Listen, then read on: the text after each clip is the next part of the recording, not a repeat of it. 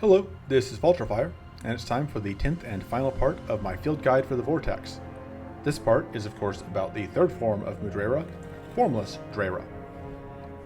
So, Formless Draera is much harder than Primal or Draera, in my opinion. Formless is some of the players in the Discord who have fought the real final form, Eternal Draera, have said that Formless is harder than Eternal in their opinion.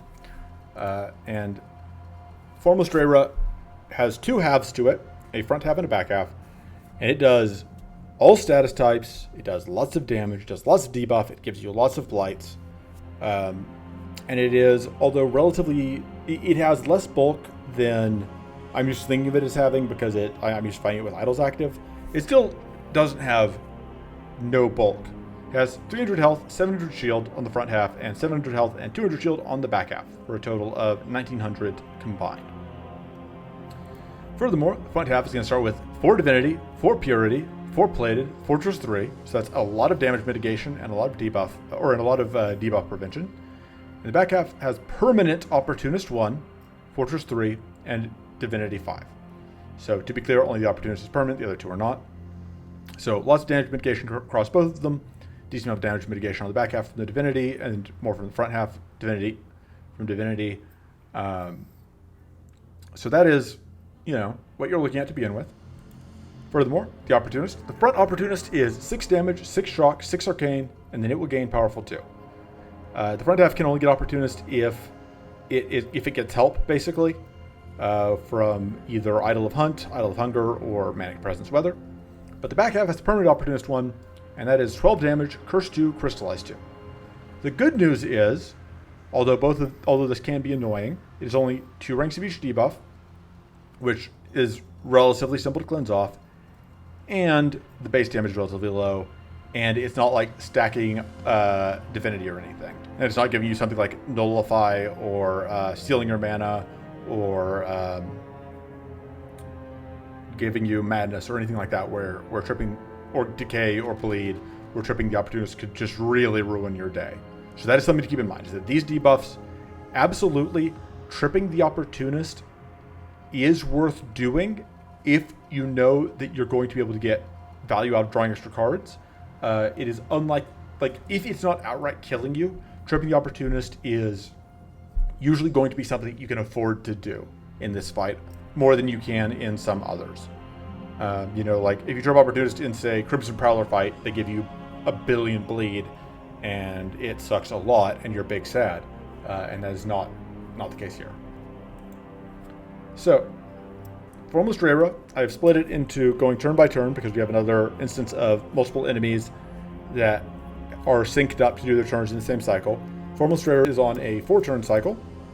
On turn 1, the front half is going to do 5x3 AoE damage, 10 AoE shock.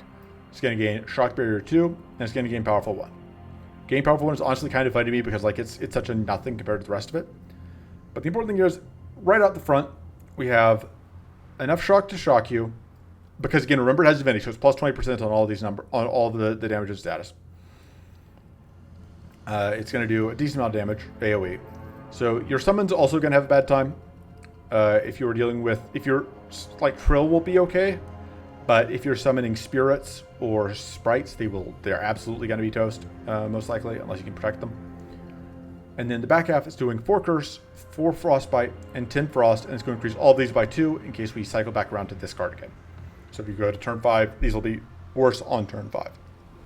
So already turn 1, we've got kind of a beating. We've got a shock ranking coming that you need to deal with. We've got it's relatively small, but still, not zero amount of damage. You've got a lot of Curse, decent amount of Frostbite, and enough Frost to freeze you, and it's coming after 2 debuffs that that means that you'll need Purity 3, potentially Purity 4 if you need a Purity for this shock in order to block this freeze. So, already kind of a rough turn 1. Remember again, a lot of Purity on this guy, so freezing him outright is tricky. Then turn 2, you're going to get hit by 14 Arcane from the front one, as well as 2 Arcane Weakness, 1 Madness, and it's going to gain another powerful 1. Which you'll take extra, if you're still shocked, you will take extra damage from an Arcane Detonation. And then the back half is going to do 25 damage. It's going to give you Vulnerable, Frail, and Crystallize. So if you are shocked, this is easy 50 damage. More than that because of the Divinity. So be prepared for if you cannot prevent that shock on turn 1, turn 2 is going to be a beating. You'll take, 65, 75 damage, 65 damage between these two, and that's ignoring the extra from Divinity because I'm too lazy to count it. So be aware of that. Also, try to avoid getting frozen by the Frostbite at the end of your turn, because if you're frozen by the Frostbite, that's also more arcane detonation damage. So then, going into turn 3, you will have all of that going on. And on turn 3, both halves of Formless are going to play a Blight, and I'll get into what those are later. So the front half is going to give you a Watchful Eye. It's going to divide 125 shield between it and the back. It's going to give both of them tough 3, and it's going to cleanse 1 itself and its buddy. So that cleanse 1 AoE is important, because if you freeze the back half and you don't freeze the front half and you trip the Opportunist, because like you freeze, you trip the Opportunist, you think, okay, I've still got 1 rank of frozen left over. No, that's not going to work for you here, because the front half will go first, it will cleanse the back half, and then the back half will get to act even though you thought it was frozen. So worth noting, if you haven't tripped the Opportunist, or if you freeze it after tripping the Opportunist, you'll be fine, because it's only cleanse 1. So when you freeze, it gets 2 ranks of frozen, it'll be fine, you're good. But if you didn't, you're gonna have a bad day. The back half then is gonna trigger Frostbite 5 times. Now, one thing you'll notice is the first turn, it gave you 4 Frostbite. So then at the end of your second turn, you lost a rank and you went to 3. At the end of your third turn, you lost a rank, you went to 2. So in reality, first time through, this is not going to be able to trigger Frostbite 5 times. It's only going to trigger it twice if you haven't cleansed off any Frostbite. So normally that part of it, not a big deal the first time through. Although on future cycles it will be a problem, because you'll be getting more Frostbite, and you potentially will have more Frostbite from the Frozen Glare. Because it travels Frozen Glare into your deck, it's going to gain Divinity 2.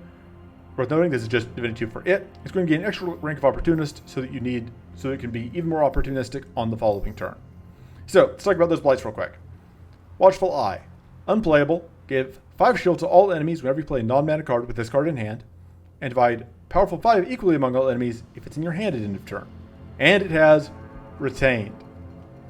If you're fighting Formless Draera, you really, really want to be able to transform Blights.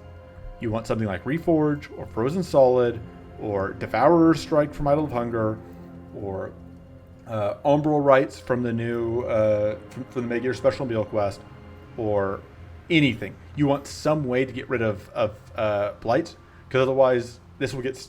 Worst case scenario, you could discard it and just get rid of it for now. But if you have to play a lot long in this fight with a Watchful Eye in your hand, you're gonna not have a good time, because you're going to be giving the enemies lots of shield, and you're going to be giving them powerful every turn, and it's just going to be a major nuisance. And it can give you more of these later in the fight. The other one is a 4-cost Blight that gives you Frostbite 6 when drawn, and although playing it doesn't do anything, if you can't play it and you can't discard it, and it's just in your hand at end of turn because it's a 4-mana Blight, it's going to give you Curse 4 and trigger that Frostbite 4 times, which could potentially freeze you going into Draera's turn. Into Formless Draera's turn, which is, not great. So you'll have 2 Blights in your deck. These are both shuffled into the draw pile, not put into the discard, so you just immediately can draw them in your next turn. And yeah, not a great time. Finally, last turn in this cycle, front half is going to attack you for 3x5, it's going to get 2 more powerful. Back half is going to attack you for 8x2, it's going to give you Curse 4, and it's going to give you a Draera's Blessing, which is another Blight. This is 0 cost to play. Gives you -1 the instant you draw it. And then, if you play it, you have a choice. If you play it, you get Curse 4. If you don't play it, and you just hold it in your hand, you'll get Crystallize 4 at end of turn. It is worth noting, discard may be slightly higher value, because you'll notice all 3 of these Blights have effects that can be avoided by discarding them. Sifting Ring can be really good here. Sifting Ring is always really good. It's a trinket that at the start of each turn you draw an extra card. You draw an extra card every turn, and you discard a card at the start of each turn. It's very good against all of these. But also just like if you have incidental discard from cards like Void Hardened Skin or Contemplate, that can help a lot with managing this. But your best bet is to transform them into things that are not blights. And transform in general is valuable in depth 4, but especially against Formless Draera. So that is the basic 4 turns. You've got Shock and Freeze, Arcane and a big hit, Blights, Damage and Blight. This can be, and then it's going to cycle, and it's going to take it from the top, and it's going to be pretty bad. It is worth noting there's relatively little scaling here. You have a little bit of scaling from this. The front half gets a small amount of Powerful. The back half gets a small amount of Divinity. But if you have much Arcane, you're going to be largely fine from the scaling. It's just that they're doing these brutal things to you every single turn and filling your deck with more and more just ridiculous trash. And so the sheer attrition of it can easily do you in if you're not careful. Now, let's say you kill one of them. Well, then you're going to go into phase 2. Which one you kill will determine what happens next. So usually, just by default, you'll probably kill the front one first because, it's the front one. If you do that, back half will transform to look like this. And you'll gain permanent Frost Rune 2, permanent Frost Barrier 1, Fortress 2. It's going to heal 100 health, and it's going to cleanse itself twice. One thing you will notice here is that it only heals itself for 100. So if you have them both relatively weak before you kill one of them, you can kill them both in fairly quick succession. You'll notice also it doesn't gain Berserk, so you don't have to worry about that. You can kill both of them in the same turn without a problem. And then also you'll notice that this does not change action immediately. So whatever it was doing when you killed the front half, it is going to do for its turn, and then it will swap to the new action cycle on the next turn. And that new action cycle is even more frosty. It is going to start by giving you Brain Freeze 1, which is the new debuff, where whenever you draw an extra card, you apply 2 fixed frost to yourself. It's going to give Frostbite 5 to you and your allies. It's going to give 14 frost to you and your allies, and it's going to gain Divinity 2. Then, next turn, it's going to deal 30 damage, which is a lot bigger of a hit than it was doing before. Or not a lot bigger. I guess it was doing 25, now it's doing 30. It's going to give you Vulnerable 3, Frail 3, Crystallize 3. Then on turn 3, it's going to trigger Frostbite 4 times on you. It's going to shovel in 1 Frozen Glare. It's going to gain Divinity 3 and Opportunist 2. So that is basically the same as what it was doing before, just a little more Opportunist. Actually triggers Frostbite a little less for some reason. It's going to deal 14x2 damage on turn 4. It's going to apply Curse 4. It's going to shovel 1 Draera's Blessing into the deck and gain Divinity 2. So we're still stacking Divinity, but we're now stacking it quite a bit faster. Instead of 2 per 4 turn cycle, we're getting 7 total per 5 turn cycle. And then on the 5th turn, it's going to apply you Curse 2 to the player 3 times and increase that by 1. So on the 5th turn, it'll do 6 Curse. On the 10th turn, it'll do 9 Curse, and so on. Honestly, this is one of those things where I do not expect you to ever see this action, and if you do, you done goofed. Most likely, if you killed the front half, you should be able to kill the back half within 2 to 3 turns, I would say, usually, if your deck is if things are going well. So the main thing you need to worry about is, honestly, this permanent Frost Barrier is, in a lot of ways, the most annoying thing. Because it means that if you're a multi-hit deck, if you don't have any Arcane ready, you're going to suddenly have a lot worse time getting damage in. If you're not doing a multi-hit deck, you're just doing any sort of damage, this Frost Barrier could be really obnoxious. I recommend Arcane for basically every depth 4 deck anyway. If you're a multi-hit deck, you bring Arcane Rune. If you're not a multi-hit deck, you're just a status-based deck, you can just outright bring Arcane in the form of stuff like Mystical Torrent or Arcane Silence or Arcane Nova or the Death Spore Scar I've forgotten the name of. Just having Arcane is really nice, and it makes life a lot easier for you because it lets you get rid of buffs that are a problem. And so that is a thing worth considering. So, if you kill let's say you kill the back half first. The front half transforms to look like this. It's going to get permanent Shock Rune 2, permanent Arcane Rune 2. It's going to gain 200 shield. It's going to cleanse itself twice. So once again, we see it gets a relatively low amount of additional bulk. These extra buffs are not anywhere near as bad, I think, as the front half. If you can choose, I would kill the back half first, because not only does that mean that you don't have to deal with the frost barrier, it means the opportunist is also now gone, because the front half doesn't get opportunist here. So if you can kill the back half first, you don't have to deal with opportunist for the rest of the fight, which can potentially free you up to move a lot more boldly if you were previously in a position where you were, fighting it close enough that you couldn't afford to strip the opportunist. So the new action cycle for the front half, once it is in phase 2, similar to the back half, once it flips phases, it doesn't change action immediately, and it will instead start from the top of the action pool of the new action set on its next turn. So first, it's going to deal 4x5 AoE damage. It's going to apply 14 AoE shock. It's going to gain Shock Barrier 2, Divinity 2, and Purity 2. So, once again, more Divinity stacking.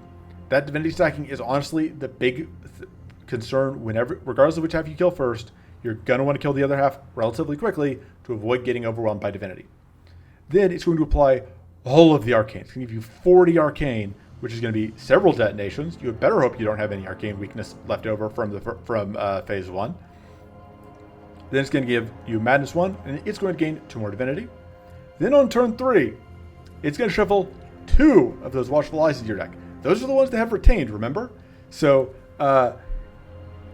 if you have this happen, you will just, especially with the Madness, especially on turns where we have Madness applied to you, you can just get stuck not drawing cards and not being able to do anywhere near as much as you would like. And these will stack, so if you have 2 of them in your hand, or 3 of them in your hand, you'll be applying 10 or 15 shield to all enemies and giving it 10 or 15 shield at the end of turn every turn. Given how many AoE attacks it does, this is not really something that you can afford to deal with for long. It's also going to gain 200 shield, Invincible 1, and it's going to cleanse itself twice. So that is not great. Invincible 1 means you won't be able to hurt it for another turn. And on that turn, it's going to deal 4x7 damage, it's going to gain Divinity 2. Then it's going to deal 4x4 damage, apply Arcane Leak 2, and increase the values of that card by 1. So in the event that you somehow get to turn 10 turns against front half phase 2 without getting just obliterated, it's going to increase all those values. It's going to do 5x4 and Arcane Leak 3, which honestly leads to your problems at that point. So, in general, my advice for Formless is bring Frost so you can freeze on key turns, bring Transform so you can deal with those blights, bring Arcane so you can deal with its buffs, and be prepared to kill it relatively quickly. You do not want to get into an attrition fight with Formless. It's not going to go well for you. You can get into an attrition fight with Draera or Primal Draera.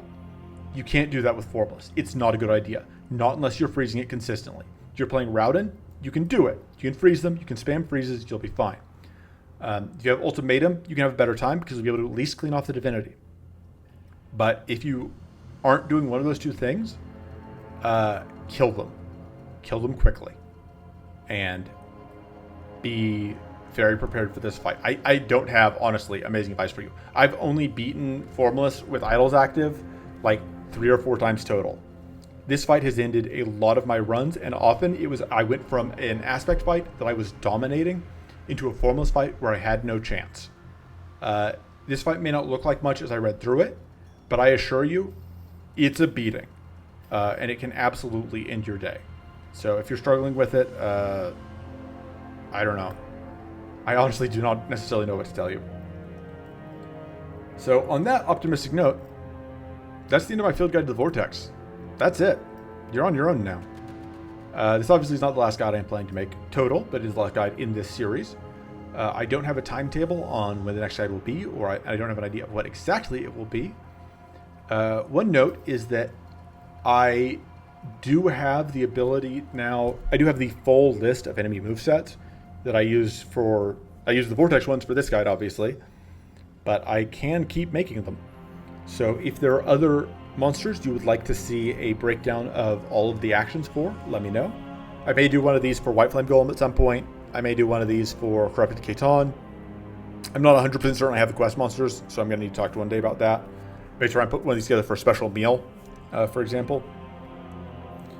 But that will all be in the future. Leave comments if any of that sounds like stuff you are interested in seeing. Like the video, subscribe, etc. links to the rest of the field guide in the description. If you are watching this one, you haven't seen the rest of it. Of course, my channel has plenty of examples of runs against with all sorts of characters, with all sorts of decks, against all variations of things in the Vortex. So that's available. That's it for now. I'll see you next time. Toodles.